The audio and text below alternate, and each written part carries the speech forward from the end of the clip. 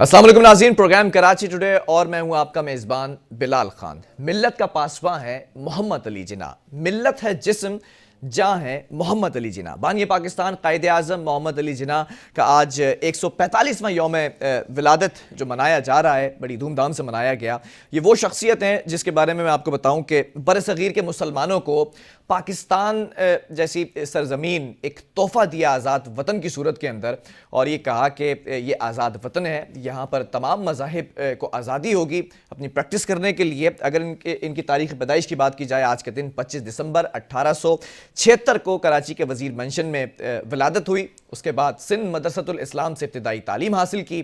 उसके बाद लंदन रवाना हो गए आला तालीम के लिए, और वहाँ से लॉ की डिग्री करके जब वापस आए तो बम्बई, जिसको आजकल आप मुंबई के नाम से जानते हैं, वहाँ पर वकालत का आगाज़ किया। और 95 की दहाई की अगर बात कर ली जाए, 1895 के अंदर बाकायदा तौर पर जब ये लॉ की डिग्री लेकर वापस आए, और 96 के अंदर इन्होंने अपनी सियासी करियर का आगाज़ किया। सियासत के अंदर जिस तरह से परवान चढ़े, और फिर मुस्लिम लीग के अंदर शमूलियत इख्तियार की, और फिर एक जद्दोजहद के अंदर लग गए। पाकिस्तान के हुसूल के लिए करारदाद पाकिस्तान पेश की गई, उसके बाद मुख्तलिफ जलसे जुलूस निकाले गए, और फिर ये जद्दोजहद के अंदर लग गए कि किसी तरह एक आज़ाद रियासत हासिल कर ली जाए। और आज का पाकिस्तान, मैं समझता हूँ कि ये तोहफ़ा है बाबाए पाकिस्तान का, कायदे आज़म मोहम्मद अली जिन्ना का, कि कोई शख्स ये बात झुटला नहीं सकता। या अगर किसी बच्चे से भी बात की जाए और पूछा जाए कि कायदे आज़म कौन है, तो सबको पता है कि बानी पाकिस्तान है। इसी पर बात करेंगे, और एक और जुमला मैं यहाँ पर ऐड करता चलूँ कि उन्हीं के अल्फाज है कि दुनिया की कोई क़ुव्वत पाकिस्तान को ख़त्म नहीं कर सकती है। जबकि ये बातें क़यास आराइयाँ होना शुरू हो चुकी थी 47 की दहाई के अंदर कि 1-2 साल के अंदर दोबारा से नेस्तनाबूद या मलिया मेट कर दिया जाएगा, लेकिन किसी की इतनी जुर्रत ना हो सकी है, ना थी और ना होगी कि पाकिस्तान को टस से मस कर दिया जाए या हिला दिया जाए। बारहा भारत की जानिब से दीगर जो हमारा पड़ोसी मुल्क की बात कर ली जाए, तो बारहा कोशिशें की जाती हैं, जंगें लड़ी गई हैं, उसके अंदर भी धूल चटाई है। और अभी रिसेंटली अगर वाक़ई की बात कर ली जाए, जो भारतीय जहाज़ों को ज़मीं बोस किया और फिर उसके पायलट को हमने बिठाकर जिस तरह से ट्रीट किया, वो तमाम चीज़ें सामने हैं। इसी पर बात करेंगे। पाकिस्तान पीपल्स पार्टी के सीनियर रहनुमा सेनेटर ताज हैदर साहब हमारे साथ ऑन कॉल मौजूद हैं। सर, बहुत शुक्रिया प्रोग्राम के लिए, आपने वक्त दिया। जानना ये चाहूँगा, आज बाबाए पाकिस्तान और बानी पाकिस्तान मोहम्मद अली जिन्ना की आज यौम विलादत है, क्या कहना चाहेंगे? ये जिस तरह से हासिल किया गया मुल्क जद्दोजहद के साथ, इस पर मैं आप चाहूँगा कि आप कॉमेंट दें। देखिए, तारीख 1947 शुरू नहीं हुई थी, या करारदाद पाकिस्तान से शुरू नहीं हुई जी, बल्कि एक बहुत बड़ा पस मंज़र है तारीख का। और मैं जसारत करूंगा, अगर आपको बुरा ना लगे, बिल्कुल बिल्कुल बिल्कुल करें, उसको भी गोश गुजार करूं और उस पर अपने ख्यालात का इज़हार करूं। 3 सल्तनतें हैं मुसलमानों की बड़ी। एक है मुग़ल सल्तनत जो हिंदुस्तान में थी, एक आसिफिया सल्तनत है जो ईरान के अंदर थी, और एक उस्मानिया सल्तनत है। और ये 3 सुपर पावर्स हैं। उस्मानिया सल्तनत उधर मराकश तक फैली हुई है, यूरोप के कुछ इलाकों पे भी बड़े बड़े मुल्कों पे उस्मानिया सल्तनत जो है वो फैली हुई है। इसी तरीके से आसिफिया सल्तनत जो है वो वस्ती एशिया के अंदर, आज़रबाईजान और ये तमाम, ये उसके अंदर मुग़ल सल्तनत पूरे हिंदुस्तान के ऊपर, ये मुसलमानों की सल्तनत हैं, सुपर पावर्स हैं।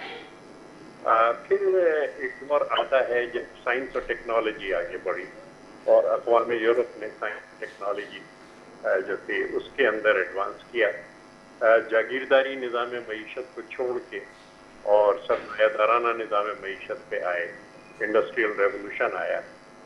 उसके साथ साथ बादशाहतों को छोड़ के उन्होंने जमहूरियत का और सेकुलरिज्म का रास्ता इख्तियार किया, और उससे जो नई पैदावारी क़ुव्वतें निकली, तो हमने देखा कि 50-60 साल के अरसे में अक़वाम यूरोप जो थी उन्होंने आधी दुनिया के ऊपर कब्जा कर लिया, और इन तमाम मुल्कों को, जिसमें हमारी ये सुपर पावर शामिल थी, वो इस्तेमार के गुलाम बन गई।